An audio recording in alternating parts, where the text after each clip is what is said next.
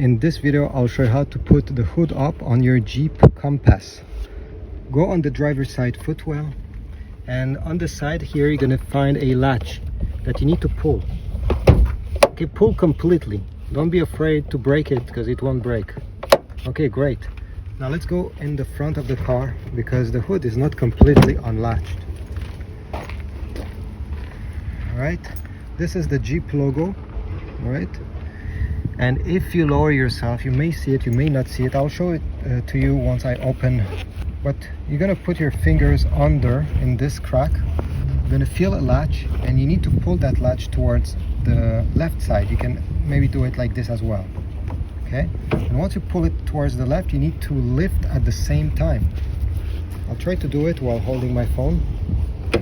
Okay, great.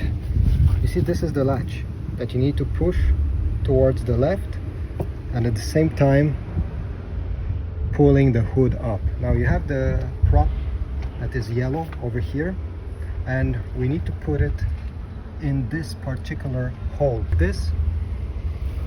and this is about it. I hope this video was helpful. If so, please leave a like, subscribe, comment down below, and I'll see you in the next video. Thanks again.